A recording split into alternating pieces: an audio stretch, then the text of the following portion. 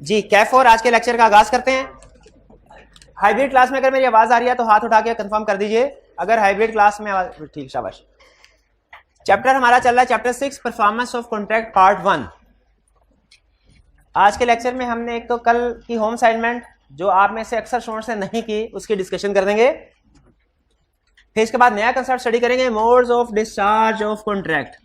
Modes of discharge of contract या इसको modes of discharge of liabilities of parties भी कहते हैं। यानी कॉन्ट्रैक्ट कैसे खत्म हो सकता है। कॉन्ट्रैक्ट खत्म होने में और कॉन्ट्रैक्ट मुकम्मल होने में फर्क है ना। तो वो कहता है कॉन्ट्रैक्ट कैसे खत्म हो सकता है वो स्टडी करेंगे। Modes of discharge of contract. एक तो इसका ये ऑप्शन है ना, ऑप्शन के कंप्लीट हो जाए कॉन्ट्रैक्ट, लेकिन कुछ और भी मोड्स हैं जिनकी वजह से कॉन्ट्रैक्ट खत्म हो जाता है, वो स्टडी करेंगे हम। लेकिन पहले तो ऐसा, कल कंसेप्ट्स कौन से पढ़े थे मैं भूल गया। पहले कंसेप्ट कौन सा पढ़ा था? एप्रोप्रिएशन। कि अगर एक पार्टी दूसरी पार्टी को पेमेंट करती है तो उसकी एप्रोप्रिएशन कैसे होगी, कैसे होती है, किन डेट्स की एडजस्टमेंट की जाती है। नंबर 1, रूल नंबर 1, जो डेटर मेंशन कर दे। अगर डेटर मेंशन नहीं करता, रूल नंबर 2, जो क्रेडिटर की मर्जी है, क्रेडिटर अपनी मर्जी से एप्रोप्रिएट कर ले, लेकिन एप्रोप्रिएट करने के बाद उसे बताना होता है डेटर को कि भाई तूने जो पैसे दिए थे मैंने इस डेट में लगा दिए। और अगर डेटर ने भी स्पेसिफाई नहीं किया, क्रेडिटर भी स्पेसिफाई एप्रोप्रिएशन नहीं करता, तो फिर ऑर्डर ऑफ टाइम, यानी वो FIFO बेसिस वाला लूट। इस ऑर्डर ऑफ टाइम में क्या टाइम बार डेट्स को एडजस्ट किया जा सकता है? और क्या डिस्प्यूटेड डेट्स को एडजस्ट क्या मार्कअप को एडजस्ट किया जा सकता है? यस, बल्कि मार्कअप को पहले एडजस्ट किया जाएगा, प्रिंसिपल को बाद में। जी चलिए अब हम डिस्कशन स्टार्ट करते हैं। पहले question 5, briefly discuss to which debt following payments would be appropriated. किस डेट पे ये वाली पेमेंट्स एप्रोप्रिएशन की जाएंगी, अप्लाई की जाएंगी। A, Azam owes to Babar among other debts sum of ₹567। Azam owes, इसका मतलब क्या है? आजम ने पैसे देने हैं कि बाबर ने? आजम ने पैसे देने हैं बाबर को। Babar writes to Azam and demands payment of this sum. Azam sends to B ₹567। तो ये 567 जो पेमेंट किया, ये किस डेट की एप्लीकेशन होगी? 567 जो है, जो डिमांड किया उसी की होगी। और किसकी होगी? ठीक है, लेकिन यहाँ पे नोट कीजिए वो कह रहा है कि और भी डेट्स थे जो पे करने थे, लेकिन चूंकि उसने डिमांड जिसकी किया 567 और उसने 567 ही पैसे दिए हैं। एक तो अमाउंट मैच करती है, इससे भी हमें पता चलता है, इंडिकेशन होती है किस डेट की। और दूसरा खास तौर पे उसने डिमांड ही जब उस पेमेंट की है, डेट की है, तो जब उसकी डिमांड के जवाब में पेमेंट दी है वो उसकी डिमांड की ही पेमेंट है। 567 क्लियर। ये B, Azam owes Babar among other debts ₹1000 related to invoice number 27। और भी इनवॉइसेस आउटस्टैंडिंग है, एक इनवॉइस नंबर 27 भी है pending, which falls due on 1 June. 1 जून को पेबल है। He owes Babar no other debt of that amount. इस अमाउंट का और कोई डेट नहीं है। अच्छा ये इंटरेस्टिंग है। On 1 June Azam pays to Babar ₹1000। 1 जून को उसने 1000 इंप्लाइड है। इसका मतलब अगर अमाउंट मैच करे तो इंप्लाइड होगा कि ये इस अमाउंट की पेमेंट है। ठीक है, और डेट भी 1 जून को पहले थी तो डेट भी सेम है, इसका मतलब 1 जून वाली पेमेंट है। इसमें कोई प्रॉब्लम बी में कोई? Next C, Azam owes several debts to Babar, one of them of ₹100,000 is time barred. Time barred का मतलब क्या है? ड्यू डेट को 3 साल गुजर गए, अब लीगली ये डेट रिकवर नहीं हो सकता। Azam sends ₹200,000 to Babar without indicating the debt which is to be appropriated. अब बताइए, तो अब ये बाबर की मर्जी है, वो जिस डेट पे एलोकेशन करना चाहे कर सकता है। इवन ये जो 100,000 का टाइम बार डेट है इसकी भी एलोकेशन कर सकता है, एप्रोप्रिएशन कर सकता है, यानी इसकी भी पेमेंट कर सकता है। क्लियर हो गया ये? हालांकि ये टाइम बार्ड है लेकिन लॉ ने इजाजत दी हुई है, टाइम बार्ड डेट की भी एलोकेशन हो सकती है। नेक्स्ट डी में क्या कह रहा है? आजम ओव्स बाबर 3 डेट्स। आजम ने बाबर के 3 डेट्स पे करने हैं। 150 18 अप्रैल, ₹300,000 ये भी 18 अप्रैल का, and ₹400,000 25 April. Azam sends ₹90,000 to B on 20 May. 150 18 अप्रैल को ड्यू हुआ, 300 18 अप्रैल को, 400 अच्छा। अब देखें आजम ने 90,000 बी को पे किया 20 में। क्या आजम ने बताया एलोकेशन की? पक्की बात है। क्या बी ने एप्रोप्रिएशन की? जब एलोकेशन एप्रोप्रिएशन ना ए ने की ना बी ने की तो क्या रूल लगेगा? ऑर्डर। इसमें क्या इंटरेस्ट है पेबल? अगर इंटरेस्ट पेबल होता तो पहले इंटरेस्ट को एडजस्ट करते हैं। इंटरेस्ट पेबल नहीं है, अब इन्हीं पेमेंट्स में इन्हीं डेट्स में एलोकेशन होगी FIFO की बेसिस पे, यानी इन the order of time. Law की लैंग्वेज में कहते हैं इन द ऑर्डर ऑफ टाइम, और काउंटिंग की लैंग्वेज में FIFO की बेसिस पे। 90 था तो सबसे पहला डेट कौन सा ड्यू है? 150, और दूसरा नहीं, लेकिन 150 और 300,000 ये मसला आ गया। ये आपको कल क्वेश्चन उठाया था ना मैंने, कि अगर दोनों डेट्स एक ही अमाउंट एक ही डेट के ऊपर ड्यू हो तो फिर एलोकेशन कैसे होगी? क्या दोनों में इक्वल होगी या प्रोपोर्शनेट होगी? ये प्रोपोर्शनेट होगी, यानी इसका मतलब है 90,000 पे करना है ना, 90,000 पे किया है तो 150 और 300 में एलोकेशन होगी। एलोकेशन क्यों हो रही है समझ रहे हैं ना? क्योंकि दोनों सेम डे के ऊपर क्रिएट हुए थे। अब एलोकेशन कैसे होगी? 90,000 की एलोकेशन 150 में भी करनी है, 300 में भी। 150 में कैसे एलोकेशन होगी? 150 डिवाइडेड बाय 450 मल्टीप्लाइड बाय 90,000। 90,000 ठीक है। कैसे एलोकेशन होगी? ये यहां पे मर्जी वाला रूल नहीं लगेगा, क्योंकि उसने बता दिया है ना ए ने एलोकेशन की है ना बी ने की है, दोनों में से किसी ने एप्रोप्रिएशन नहीं की ना।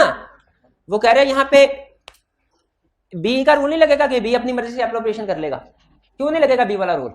क्योंकि क्वेश्चन में उसने हमें बी की एप्रोप्रिएशन के बारे में नहीं बताया। इसका मतलब ना ए ने एप्रोप्रिएशन की ना बी ने एप्रोप्रिएशन की। अब कौन सा रूल लगेगा? तीसरा वाला।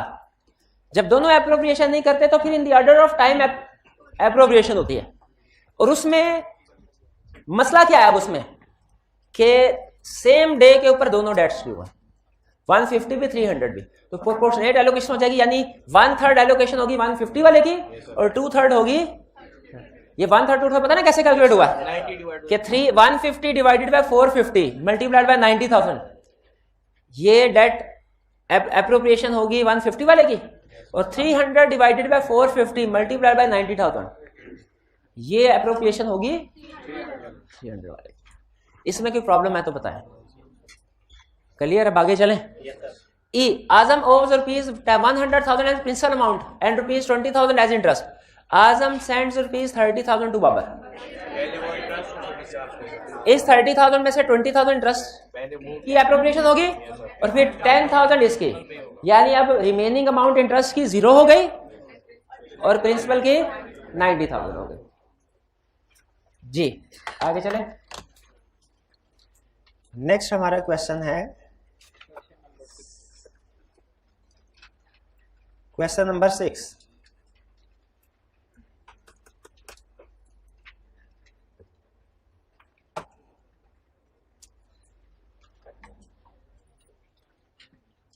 ये क्या हुआ?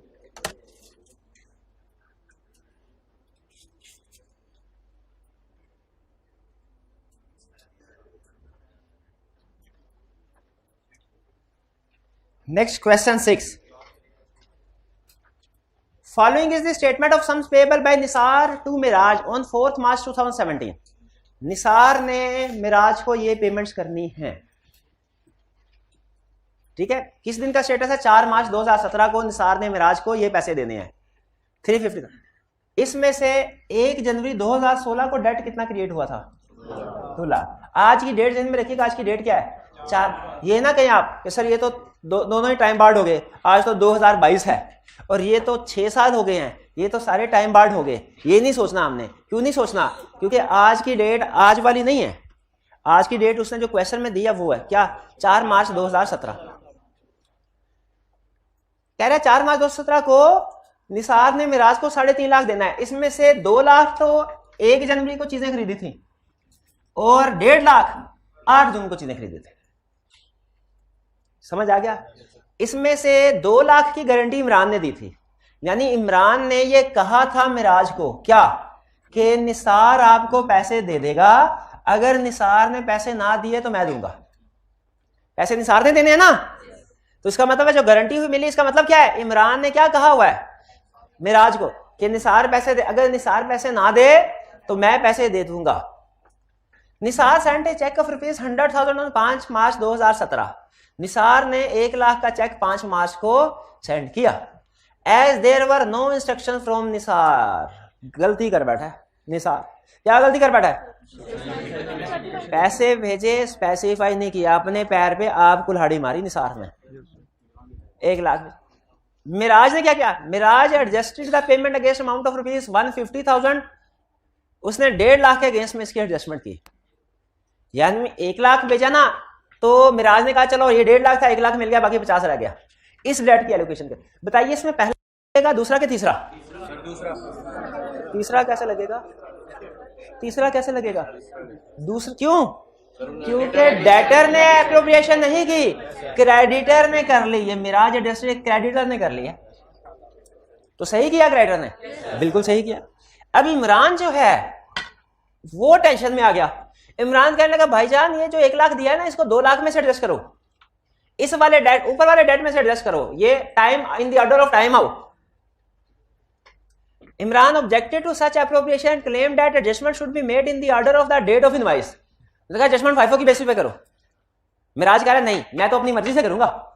अब ये एलोकेशन मिराज की मर्जी से होगी कि फाइफो की बेसिस पे?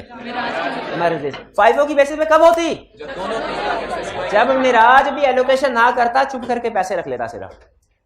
लेकिन उसने एलोकेशन कर दी, एडजस्ट कर दिया और बता दिया, तो भी एलोकेशन ठीक है। Under the previous contract at decided to discuss whether the objection of Imran is justified.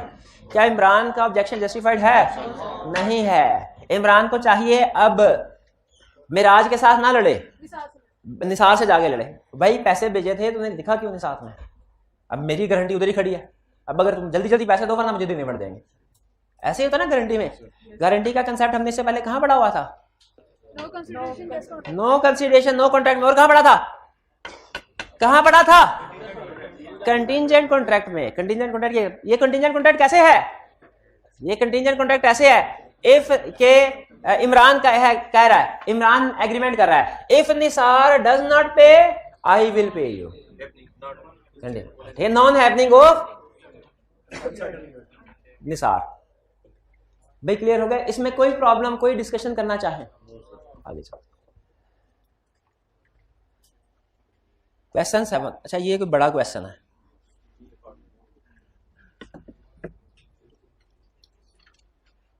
Start करें। क्वेश्चन 7।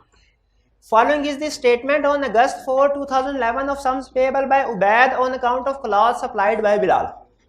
किसने पैसे देने हैं? उबैद ने। किसको पैसे देने हैं? कितने? टोटल कितने पैसे देने हैं? 1,70,000। और इसका ब्रेकअप क्या, डिटेल क्या है? ऊपर इनवॉइसेस लगी हैं। अच्छा आज की डेट क्या है?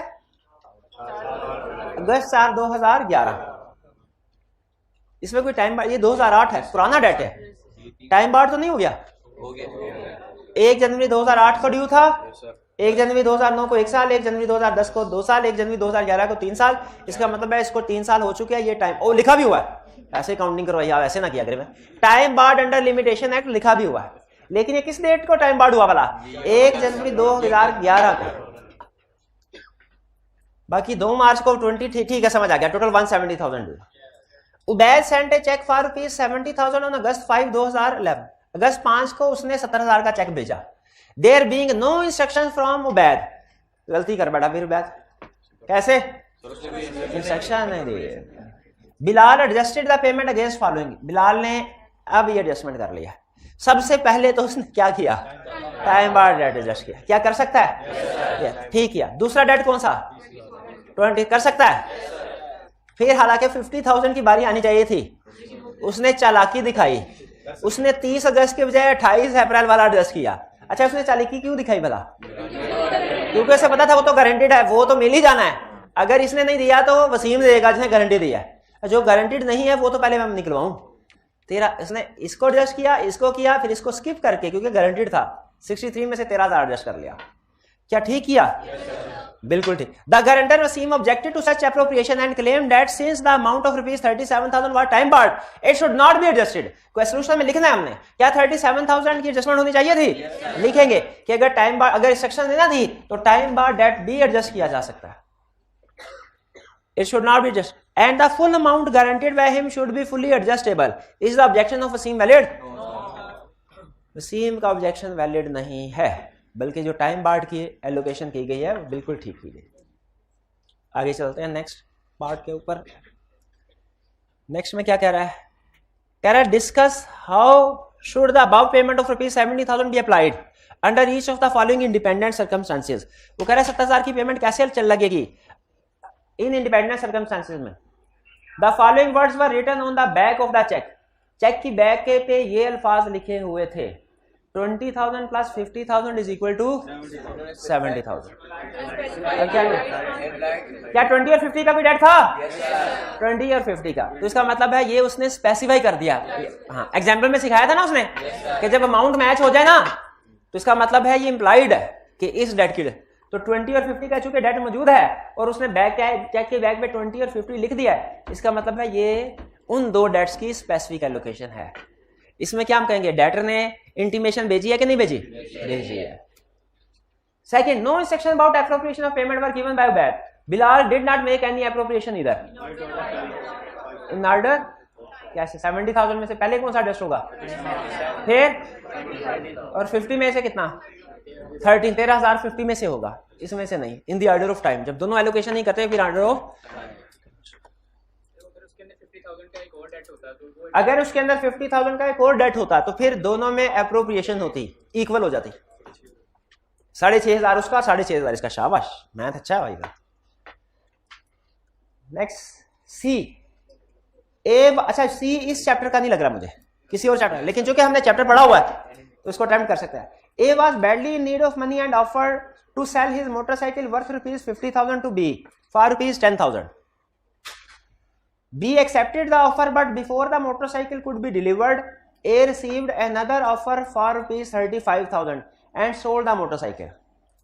हुआ क्या, A को पैसे चाहिए थे, उससे 50,000 की मोटरसाइकिल 10,000 में बेचने का ऑफर कर दी। B ने ऑफर एक्सेप्ट कर ली।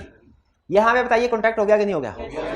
A को 35,000 की ऑफर आई, A ने उसको 35,000 वाले को मोटरसाइकिल सेल कर दी। अब A refused to carry out the contract with B on the ground of inadequacy of consideration. Is A liable to be for damages? क्यों? कंसिडरेशन एडिक्वेट नहीं थी। इनएडिक्वेट कंसिडरेशन भी वैलिड कंसिडरेशन होती है। तो बेसिकली ए और बी के दरमियान में कॉन्ट्रैक्ट हो गया। कॉन्ट्रैक्ट होने के बाद जब ए ने बेचा, हाँ, ए ने मोटरसाइकिल किसी और को बेच दी, इसका मतलब है ए की तरफ से ये क्या है? ये ब्रीच ऑफ कॉन्ट्रैक्ट है। ए की तरफ से ये ब्रीच ऑफ कॉन्ट्रैक्ट है। अब ए बी को डैमेजेस पे करेगा क्या? बिल्कुल पे करेगा। क्लियर? कोई क्वेश्चन नहीं? चलिए, ये हमारा लास्ट था क्वेश्चन इस लर्निंग ऑब्जेक्टिव का। अब हम ये डिस्कशन को करते हैं क्लोज। डैमेजेस को डिसाइड करेगा। डैमेजेस डिसाइड करना हम सीखेंगे, अभी फिलहाल नहीं कर रहे।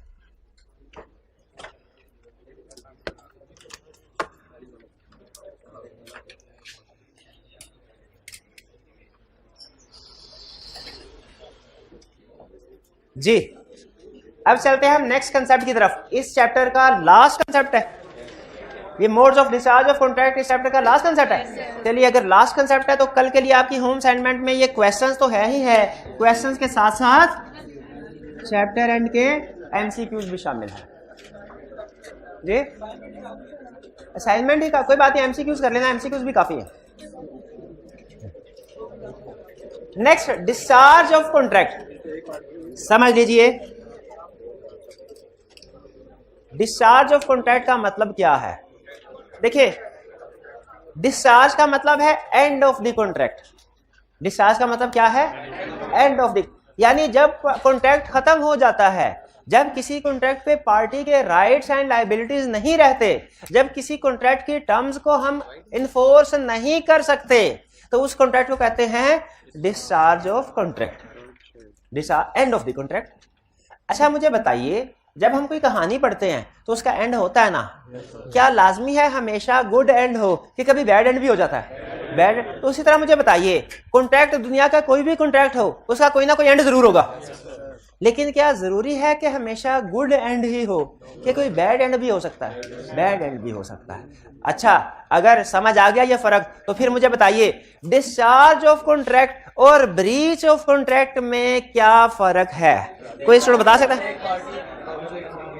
डिस्चार्ज ऑफ कॉन्ट्रैक्ट का मतलब है कॉन्ट्रैक्ट खत्म हो गया। अब इसकी डिफरेंट रीजन हो सकती है, इसकी एक गुड रीजन भी हो सकती है। गुड रीजन क्या?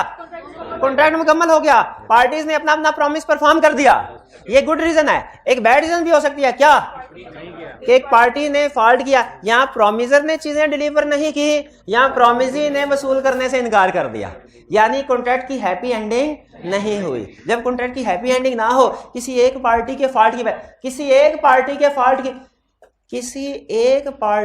फॉल्ट की वजह से कॉन्ट्रैक्ट पूरा ना हो सके, इसे कहते हैं ब्रीच ऑफ कॉन्ट्रैक्ट, यानी discharge of contract due to breach of contract.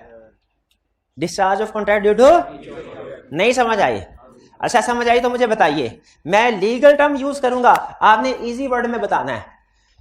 Discharge of contract due to actual performance, discharge of contract due to actual performance, क्या मतलब है? End of the contract, happy end, यानी कि दोनों parties ने अपने अपना रोल रिस्पॉन्सिबिलिटी। अच्छा, discharge of contract through breach of contract, discharge of contract through breach, इसका मतलब क्या है? इसका मतलब है ये भी एंड ऑफ द कॉन्ट्रैक्ट, लेकिन इसमें एक पार्टी ने दूसरी पार्टी को छुरा घूंपा। ब्रीच ऑफ कॉन्ट्रैक्ट का मतलब क्या है? एक पार्टी ने दूसरी, यानी क्या उसके साथ देशद्रोही की, गद्दारी की उसके साथ, ऐसे है ना। यहां प्रोमिसर ने वो चीजें डिलीवर नहीं की, क्या प्रोमिसर ने वसूल करने से इनकार कर दिया। ठीक है, ये भी समझ आ गया। Discharge happy ending clear, discharge bad ending जिसमें एक पार्टी दूसरी पार्टी के साथ गद्दारी करती है। अब तीसरी ऑप्शन, अब आपने बताना है इसमें क्या। दोनों पार्टीज, कॉन्ट्रैक्ट हुआ, इस जगह पे डिलीवरी होगी, प्रोमिसर डिलीवर करने आया, प्रोमिसी वसूल करने आया, दोनों वहां पे मौजूद है। अचानक सैलाब आया, आसमान से बिजली गिरी, जमीन फट गई, दोनों उसमें गिर गए, खत्म। बताइए कॉन्ट्रैक्ट बाकी है कि नहीं है? पार्टीज ही नहीं रही, वो चीजें ही नहीं रही, तो कॉन्ट्रैक्ट है, कॉन्ट्रैक्ट भी खत्म। ये भी बैड एंडिंग है, ये भी बैड एंडिंग है ना, गुड एंडिंग तो नहीं है। इस बैड एंडिंग में और पीछे वाली बैड एंडिंग में क्या फर्क था?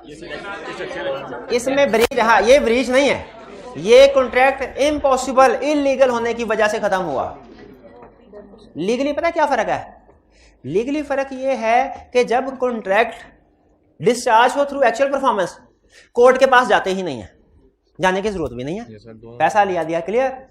जब डिस्चार्ज हो ब्रीच ऑफ कॉन्ट्रैक्ट की वजह से, तो एग्रीव्ड पार्टी, जो कोई भी हो सकती है, जो प्रोमिसर भी हो सकता है, प्रोमिस भी, एग्रीव्ड पार्टी कोर्ट के पास जाएगी, कोर्ट उसे डैमेजेस हर जाना अलाउ करेगी ब्रीच में। लेकिन जब कॉन्ट्रैक्ट पूरा नहीं हो सका, बैड एंडिंग, लेकिन इस बैड एंडिंग में किसी पार्टी का फॉल्ट नहीं था, किसी नागहानी आफत की वजह से, किसी ऐसे मसले की वजह से जिसमें पार्टी का कसूर नहीं है, उसकी वजह से कॉन्ट्रैक्ट परफॉर्म नहीं हो सका है, ये भी बैड एंडिंग, लेकिन इसमें डैमेजेस नहीं होंगे। डैमेजेस क्यों नहीं होंगे? रीजन क्या है? क्योंकि किसी का फॉल्ट नहीं है, किसी का फॉल्ट, तो ये इसे कहते हैं impossibility, discharge due to impossibility, discharge due to impossibility है। इम्पॉसिबिलिटी में एक इंटरेस्टिंग एग्जांपल बताता है, वो चले अभी बताया था। पेंटर के साथ एग्रीमेंट किया, भाई पेंटिंग करोगे, उसने कहा 30 तारीख को पेंटिंग आके ले जाना। हमने 30 तारीख को गए, हमने उसे सलाम करने के लिए हाथ बढ़ाया, उसने कहा, हमने गौर से देखा उसके दोनों हाथ कट चुके थे, दोनों नहीं, चले एक काट देते गब्बर, हाँ दोनों नहीं, हाँ एक हाथ कट गया। हमने कहा पेंटिंग तो नहीं बना सकता। बताइए ये डिस्चार्ज ऑफ कॉन्ट्रैक्ट हुआ थ्रू एक्चुअल परफॉर्मेंस? नहीं sir. Through breach? No sir. Through impossibility? Yes sir. हम उससे डैमेज ले सकते हैं? अच्छा, कैसे पता चला ये आपको ब्रीच ऑफ कॉन्ट्रैक्ट नहीं है, थ्रू इम्पॉसिबिलिटी है? सर उनके दोनों हाथ कट गए। उसका हाथ कट गया? हो सकता है उसने अपना हाथ खुद आरे में दिया हो सर, हो सकता है हाथ खुद, भैया भी तो अगर हाथ उसने खुद आरे में दिया है ना, फिर ये इम्पॉसिबिलिटी का केस नहीं लगेगा, फिर ब्रीच का केस लगेगा, क्योंकि इसमें पार्टी का कसूर है सर, वो तो। लेकिन अगर हादसे में हो गया, हादसे में हो गया, ठीक है, हाथ तो फिर ये एक्चुअल, ठीक है, वो पागल नहीं है, हो सकता है किसी वजह उसने कहा भाई आपको पेंटिंग नहीं मैंने बना के देनी है। हाँ जी, हमने कहा कि भाईजान हाँ मैं आपकी गाड़ी, इन्होंने गाड़ी बेचने का एग्रीमेंट कर लिया मेरे साथ, माइनर है। अच्छा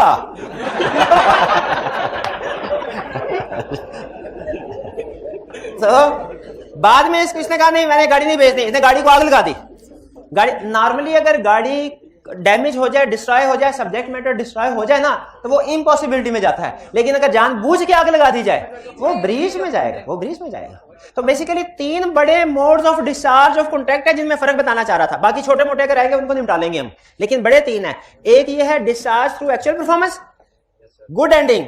एक है discharge through breach, bad ending जिसमें एक पार्टी का फॉल्ट है। और एक है डिस्चार्ज थ्रू इम्पॉसिबिलिटी या इलीगल। इलीगल या इम्पॉसिबल को हम एक टर्म में लेते हैं। इम्पॉसिबल को जब कोई चीज इलीगल हो जाए ना, जिसको लॉ मना कर दे, उसे भी हम कहते हैं ये इम्पॉसिबल की कैटेगरी में आ गए।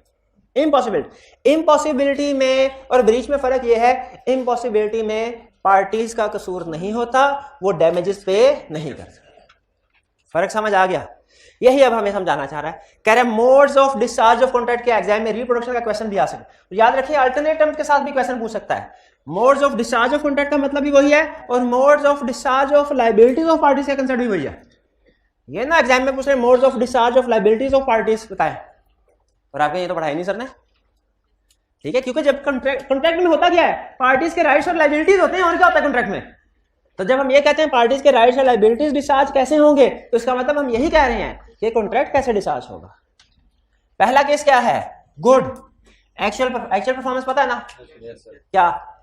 प्रॉमिसर ने जो चीज बेचनी थी वो डिलीवर कर दी, प्रॉमिसर ने उसको एक्सेप्ट कर लिया। दूसरा discharge of contract by mutual agreement. Mutual agreement का मतलब क्या है? म्यूचुअल एग्रीमेंट ये सुनो, जब दोनों पार्टीज की आपस की रजामंदी से कॉन्ट्रैक्ट हो जाए। इसको भी मेरा ख्याल है थोड़ा थोड़ा गुड ही कहना चाहिए। कॉन्ट्रैक्ट हुआ नहीं कंप्लीट, जैसा ओरिजिनल इंटेंशन थी वैसे नहीं हुआ, लेकिन दोनों ने रजामंदी से कह दिया यार गलती हो गई। बेचने वाले ने कहा मैं बेचना नहीं चाहता था, खरीदने वाले का मैं खरीदना भी नहीं चाहता था। उसने कहा आओ फिर मिल के एग्रीमेंट को खत्म करें। मैंने कहा आओ, ये भी ये म्यूचुअल, ये हैप्पी से मिलता जुलता है थोड़ा सा। म्यूचुअल एग्रीमेंट का मतलब क्या है, जब दोनों पार्टीज मिलके एग्रीमेंट खत्म कर दें। जब दोनों पार्टीज मिलके एग्रीमेंट खत्म कर दें। म्यूचुअल एग्रीमेंट का मतलब क्या है, जब दोनों पार्टीज मिलके एग्रीमेंट खत्म कर दें, तो इसे कहेंगे by discharge by mutual agreement. इसमें 4-5 ऑप्शंस हैं, छोटी छोटी उनमें फर्क है, सुनते जाएं और समझते जाएं। पहली ऑप्शन अल्टरेशन। अल्टरेशन कहते हैं चेंज को। भाईजान के साथ एग्रीमेंट हुआ, आप मुझे गाड़ी बेचेगा कितनी, 30 लाख की, महीने बाद डिलीवरी होगी। मैंने कहा ठीक है महीने बाद। इन्होंने कहा महीने बाद सर पैसे ले आइएगा, मैं गाड़ी तैयार रखूंगा।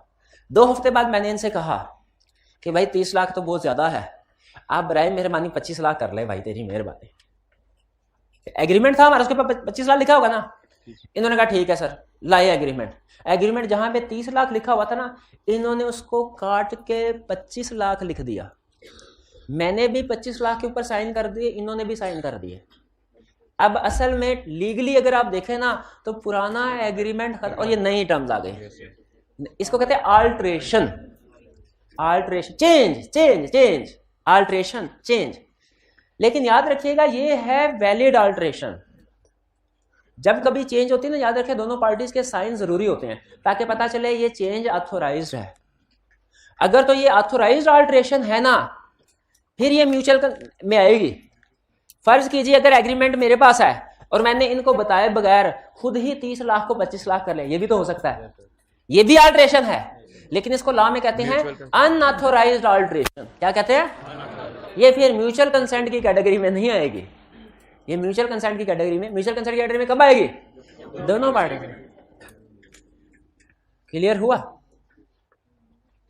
आपने कभी देखा चेक पे अगर कोई डेट या अमाउंट चेंज करनी हो तो बैंक वाला कहता है दोबारा साइन करें, तो किस वजह से कहता है?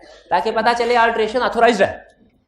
तो चेक पे तो एक पार्टी के साइन होते हैं, एग्रीमेंट पे चूंकि 2 पार्टीज के साइन होते हैं। एक दफा आपने एग्रीमेंट कर लिया, उसके टर्म्स एंड कंडीशन को चेंज करना चाहते हैं, क्या कर सकते हैं? क्या कर सकते हैं? यस कि नया एग्रीमेंट बनाना पड़ेगा? कर सकते हैं। शर्त क्या है? दोनों पार्टी साइन। इसे कहेंगे हम alteration, authorised by both parties. दूसरा है नोवेशन। नोवेशन का मतलब क्या है? मैंने कहा भाईजान 25 लाख कर ले, आपकी मेहरबानी। ठीक है, यहाँ जो है गाड़ी थी, मैं से कह रहा हूँ सर जी गाड़ी नहीं, अब मुझे तो आपका घर खरीदना है, मेरे साथ पुराना गाड़ी वाला एग्रीमेंट करे, खत्म, घर का एग्रीमेंट करे, ये भी हो सकता है। या मैं इनसे पुराने मॉडल की बजाय किसी और मॉडल की गाड़ी खरीदने का एग्रीमेंट करूं। जब पुराने एग्रीमेंट की बजाय नया एग्रीमेंट किया जाए, इसे कहते हैं नोवेशन। नोवेशन, इनोवेशन याद है? इनोवेशन का मतलब क्या है? नई चीज इजाद होना। तो नोवेशन का मतलब क्या है? नया एग्रीमेंट आना, पुराना चला जाना, नया एग्रीमेंट आना, इसे क्या कहते हैं? नोवेशन। याद रखे, अल्टरेशन में न्यू एग्रीमेंट नहीं होता, नोवेशन में न्यू एग्रीमेंट होता है, रिप्लेसमेंट विद। क्लियर हुआ ये? अब मैं इनके पास आया, सर जी भाईजान वो एग्रीमेंट 30 लाख में गाड़ी का एग्रीमेंट हुआ था ना, अगर मैंने कहता हूँ 30 लाख का 25 लाख कर लें उसमें अल्टरेशन, अगर मैं कहता हूँ नहीं ये एग्रीमेंट खत्म करके इसकी जगह पे मेरे साथ घर का एग्रीमेंट करें, अगर मैं कहता हूँ ये एग्रीमेंट खत्म कर लें और मैंने कुछ भी नहीं करना, मेरे पास कोई पैसा है ही नहीं, ये क्या होगा? ये होगा रिसियन। रिसियन का मतलब होता है cancellation without new contract, cancellation without new contract. लेकिन एक चीज याद रखिए, रिसियन दो तरह की होती है, जैसे अल्टरेशन दो तरह की होती है, बाय सिंगल और बाय बोथ। जो बाय बोथ हो वो ऑथोराइज है, जो बाय सिंगल पर्सन हो चेंज वो अनऑथोराइज है। उसी तरह रिसियन भी दो तरह की होती है। रिसियन भी जब दोनों पार्टीज तय कर ले कॉन्ट्रैक्ट को खत्म करना है, ये म्यूचुअल रिसियन है। इसमें पार्टीज एक दूसरे के खिलाफ डैमेजेस का केस नहीं कर सकती, तो दोनों की रजामंदी से हुआ है। एक रिसियन वो भी तो होती है जब फ्री कंसेंट नहीं होती, पार्टीज रिसेंड कर सकती है। पढ़ा था ना, कल परसों में पढ़ा था कि पार्टीज कैन रिसेंड जब टेंडर वैलिड टेंडर ना हो या वो पार्टीज एक्सेप्ट ना करे, पढ़ा था ना। Aggrieved party can rescind the contract, right of rescission बोला था जिसको हमने कल पढ़ा था कि परसों, वो भी तो रिसियन था। उस रिसियन का मतलब होता है खत्म कर देना, कॉन्ट्रैक्ट कैंसिल कर देना। लेकिन उस राइट ऑफ रिसियन में और इस म्यूचुअल वाले रिसियन में क्या फर्क है? इसमें चूंकि दोनों की रजामंदी से हुआ है तो पार्टी डैमेजेस क्लेम नहीं कर सकती। उसमें एक पार्टी, हाँ, तो जिस पार्टी ने फॉल्ट किया है वो उसके खिलाफ डैमेजेस का केस फाइल कर सकते हैं। क्लियर है ना? ये ना जहां कहीं रिसियन है आप दोनों पार्टीज का एग्रीमेंट, नहीं नहीं नहीं नहीं। जिस तरह अल्टरेशन सिंगल भी हो सकती है ऑथोराइज और अनऑथोराइज भी, उसी तरीके से रिसियन भी हो सकती है। इसमें दोनों पार्टीज इकट्ठे रिसेंड कर रहे हैं। भाई समझ आ रही है आपको? आगे चलते। रिमिशन, रिमिशन का मतलब, रिमिशन और वेबर ये मिलते जुलते हैं। रिमिशन और वेबर जैसे नोवेशन और रिसियन मिलते जुलते हैं ना, कैसे मिलते जुलते हैं? नोवेशन में पुराना एग्रीमेंट खत्म, नया एग्रीमेंट, और रिसियन में पुराना खत्म, नो नया एग्रीमेंट। रिमिशन में भाईजान को मैंने देने हैं 1 लाख रुपए और मैंने कहा नहीं मैं नहीं, मैं तो चार्टर्ड अकाउंटेंट हूँ, भाई स्टूडेंट है, भाई ने मुझे देने थे 100 रुपया। भाई ने कहा सर जी 100 रुपया नहीं दे सकता, हालांकि एग्रीमेंट में 100 लिखा हुआ है। मैंने कहा अच्छा चल 80 दे दे। यानी एग्रीड अमाउंट से कम का प्रॉमिस एक्सेप्ट कर लेना, इसे कहते हैं रिमिशन। रिमिशन रिमिट करना नहीं है, रिमिट करना जी। अल्टरेशन होती है टर्म्स एंड कंडीशन में, रिमिशन और वेवर है अमाउंट्स की। अमाउंट्स, जब अमाउंट्स में अल्टरेशन हो जाए ना, यूं कह ले अमाउंट्स में अल्टरेशन हो जाए तो इसे रिमिशन कहेंगे। रिमिट करना सुना है? रिमिट करना, कम करना, या शाबाश, किधर है रिमिट करने वाला? रिमिट करना कम कहां पड़ा था? रिमिट करना कम करना है, और वेव करना क्या होता है? पूरा ही माफ करना। तो जब कम अमाउंट माफ की जाए इसे कहते हैं रिमिशन, और जब सारी की सारी अमाउंट माफ कर दी जाए इसे कहते हैं waiver. Complete abandonment of right, abandonment का मतलब क्या? छोड़ देना। Complete abandonment of right. ये 5 है modes of discharge of contract through mutual consent, through mutual consent या mutual agreement. Modes of discharge of contract through mutual consent 5 कौन कौन से हैं? Alteration, remission, waiver, novation, rescission. Alteration, novation, rescission, remission, waiver. बिल्कुल ये छठा बिला वजह आई कैप ने फिट किया हुआ उधर, एक्सप्लेन कर देता हूं, मेरे ख्याल में होना नहीं चाहिए था। क्योंकि ये म्यूचुअल कंसेंट से नहीं है। प्रोमिसेस निगलेक्ट, प्रोमिसी अगर इग्नोर कर दे, उसने जो काम करना था वो ना करे, जो उसने काम करना था उसे इग्नोर कर दे, इस वजह से कॉन्ट्रैक्ट परफॉर्म नहीं हो सका, इसे कहता है प्रोमिसेस निगलेक्ट। प्रोमिसेस, हाँ, ये डैम्ड परफॉर्मेंस की तरह। फॉर एग्जाम्पल, हमने एग्रीमेंट ये किया था कि प्रोमिसर ने कहा था मैं आपको लकड़ी का फर्नीचर बना के दूंगा, शर्त यह लकड़ी आप लेके आएंगे। हमने कहा नो प्रॉब्लम, हम प्रोमिसी हैं, वो प्रोमिसर है, लेकिन हमने उसके लिए कुछ चीजें अरेंज करनी है।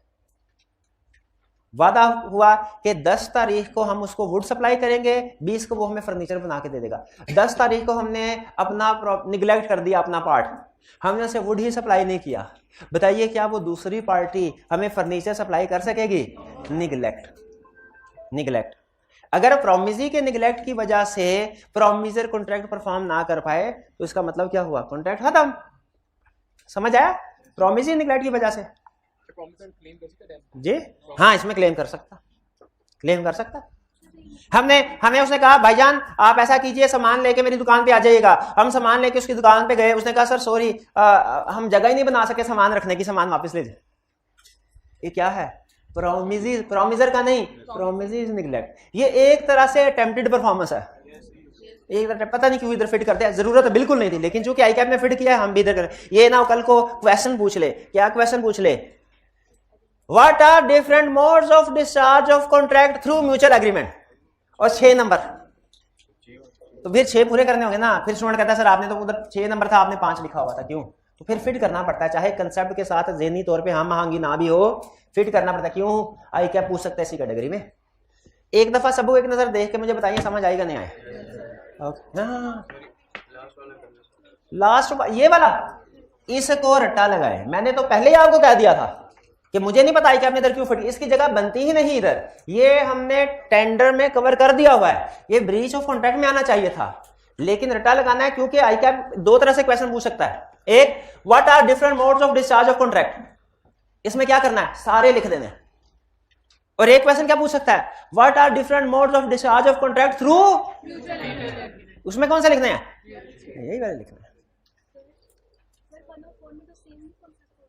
1 और 4 में सेम कंसेप्ट नहीं है। हाँ, नहीं, वो तो मैंने अल्ट्रेशन की एग्जांपल दे दी, वो तो मेरे मुंह से निकल गया 25 की बजाय 30 की बजाय 25 अल्ट्रेशन। वो उसके बाद मैंने आपको याद होगा एग्जांपल बदल दी थी। एग्जांपल बदल, मैंने कहा नहीं पुरानी गाड़ी नहीं, नई गाड़ी खरीदूंगा, नई गाड़ी खरीदूंगा। पिछला देखें, अगर आप उसी कॉन्ट्रैक्ट के ऊपर टर्म्स चेंज करके साइन कर देते हैं ना, तो वो नया कॉन्ट्रैक्ट नहीं बनता, वो पुराना कागज पुराना रहता है, लेकिन अब न्यू टर्म्स एंड कंडीशन के ऊपर अमल होगा। एक तरह से पुरानी टर्म्स एंड कंडीशन डिस्चार्ज हो गई, वो अल्ट्रेशन का केस है। लेकिन जब पुराना सारे का सारा कैंसिल कर दे और नया कॉन्ट्रैक्ट बनाए, उसे क्या कहेंगे? नोवेशन। क्लियर हुई ये बात? अच्छा, फर्ज कीजिए मैंने इनसे कोई चीज ली थी, 1 लाख रुपया देना था, मैंने इनको चेक दिया। अब आप मुझे एग्जांपल बताते जाना अगर कंसेप्ट क्लियर हुआ। मैंने इनको चेक दिया, इन्होंने चेक देखा, उसके ऊपर लिखा होता 10,000। मैंने कहा सर जी पैसे आपने 1 लाख देने हैं, दे 10,000 रहे हैं। मैंने कहा अच्छा सॉरी गलती होगी, लाओ। चेक लिया, उसके ऊपर 1 0 और लिख के साइन कर दिए, या 10,000 को काट के 1 लाख लिख दिया और साइन कर दिए। ये क्या है? मैंने इनसे कहा चेक दो, इन्होंने चेक दिया, मैंने फाड़ के फेंक दिया, 1 लाख का नया चेक इशू किया। नोवेशन। मैंने कहा अच्छा लाओ और चेक लाओ, इन्होंने चेक मुझे दिया, मैंने फाड़ के फेंक दिया, मैंने कहा भाग जाओ, अब 10,000 रुपये दी मैंने। ये क्या है? रेसियन। ठीक है, कंसेप्ट मैच हुआ ना, रेसियन है, क्योंकि नया चेक नहीं दिया इनको कोई। अच्छा, मैंने इनको कहा ये चेक 10,000 सर, ये तो 10,000 का है। मैं कहा मेहरबानी है, दे भाई नहीं है, मेहरबानी है। मैंने कहा ठीक है, चार्टर्ड अकाउंट गोली मारे, 90,000 का फायदा हो, चार्टर्ड अकाउंट में गोली मारा। मैंने कहा ठीक है सर, आप भी क्या याद करेंगे, ठीक है यही मंजूर है। और रिमिशन, और मैंने कहा ऐसा, चल छोड़ा। मैंने कहा अच्छा यार 10,000 का क्या करोगे? जहाँ 90 छोड़ा है 10 भी छोड़ दो। मैंने कहा ये ले सर 10 भी छोड़ा। ये क्या है? Waiver, complete amendment of right. सारे का सारा राइट छोड़, अमेंडमेंट का मतलब है राइट छोड़ देना, कंप्लीट छोड़ देना। वर्ड्स क्लियर हो गए? Bye mutual agreement clear, by actual performance clear, breach of contract भी क्लियर। ब्रीच ऑफ कॉन्ट्रैक्ट में डैमेजेस अवेलेबल होते हैं। ब्रीच ऑफ कॉन्ट्रैक्ट पता ना आपको, जब प्रोमिसर या प्रोमिसिंग में से अगर मेरे बस में होता ना आई कैप की किताब, अगर मैं, अल्लाह ना करे कभी ऐसा वक्त आए, लेकिन अगर मैं बना रहा होता तो मैं एक काम जरूर करता। क्या भला? इस एग्जाम्पल को उठा के यहां से, इसको उठा के यहां से इधर फिट कर देता।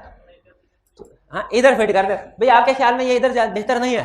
खुद सोचें, वो कोई म्यूचुअल है, ये तो प्रोमिसी का निगलेक्ट है, तो इसका मतलब है प्रोमिसर बेचारा एग्रीव्ड है, वो तो राजी नहीं ना होगा इसमें। बहरहाल हमने असूल ये होता है कि आपने जिधर फिट किया हमने उधर फिट करना। अब चलते हैं इम्पॉसिबिलिटी। हाँ पूरा हो गया,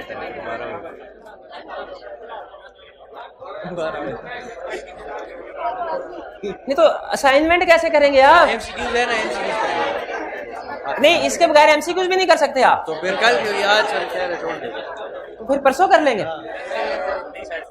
अच्छा वो भाई कुछ कहने लगे हैं, वो कुछ तरीका बताने लगे ऐसे कि आज के लेक्चर में हम ये कंसेप्ट भी कंप्लीट कर लें।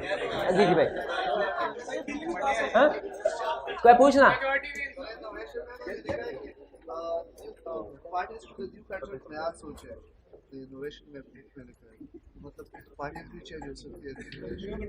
हाँ हाँ हाँ हाँ, ये कहाँ लिखा है? पार्टीज टू द, चले ठीक है। अब वो नहीं, आगे कुछ नहीं पढ़ाता, इन्होंने सिर्फ एक सवाल पूछा है, वो समझा देता हूँ। उन्होंने कहा इनोवेशन में सर एक लाइन अजीबो गरीब से लिखी हुई है, मुझे वो समझा दे, रात को नींद नहीं आएगी वरना। वो लाइन क्या है? इनोवेशन में अजीब बात लिखी, क्या? Parties can be change. Example गौर से सुनिएगा। पार्टीज कैन, मेरा इनके साथ एग्रीमेंट हुआ, ठीक है। अब एग्रीमेंट हुआ और मैं इनसे ये कहता हूं ये पुराना एग्रीमेंट खत्म करके नया एग्रीमेंट कर लेते हैं।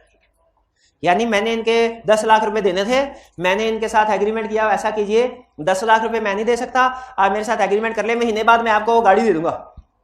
तो पुराना जो 10 लाख की पेमेंट का एग्रीमेंट था वो हमने काट दिया, फाड़ के फेंक दिया, और नया एग्रीमेंट किया जिसमें मैंने क्या लिखा कि मैं इनको महीने के बाद अब पैसों की बजाय, ये कौन सा केस है?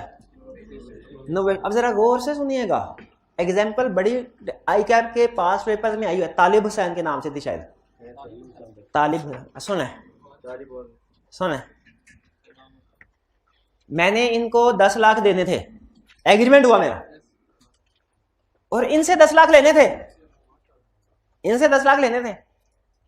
अकाउंटिंग में कॉन्ट्रा एंट्री पड़ी हुई है आपने? हाँ। इनसे मैंने क्या किया, इनको भी बिठाया आमने सामने, इनको भी बिठाया। मैं कहा भाई आपको मैंने 10 लाख देने हैं, इससे 10 लाख लेने, इसको कहा आपने मुझे देने हैं, मैंने आपको देने। मैंने कहा मुझे ऐसा करो दरमियान से निकाल लो, आप मुझे देने की बजाय पैसे डायरेक्ट इसको दे दो, और इसको क्या कहा कि मुझसे लेने की बजाय डायरेक्ट इससे ले लो। अब मुझे बताइए अगर ये दोनों तैयार हो जाते हैं तो मेरा इनके साथ पुराना एग्रीमेंट क्या होगा? इनके साथ पुराना एग्रीमेंट क्या होगा? नया एग्रीमेंट उस दोनों के दरमियान में होगा। ये कौन सा केस है? अल्टरेशन के नोवेशन। सोच के बताएं, इसका मतलब है नोवेशन में पार्टीज चेंज भी हो सकती हैं। अल्टरेशन में पार्टी चेंज नहीं होती, नोवेशन में पार्टी चेंज भी हो सकती है। और एक आखिरी क्वेश्चन पूछो जो आईकैप ने टेस्ट किया था। अब ड्यू डेट पे अगर ये 10 लाख नहीं देते, इन्होंने 10 लाख किससे लेना है? केस किसके खिलाफ करेंगे? मेरे खिलाफ के इसके?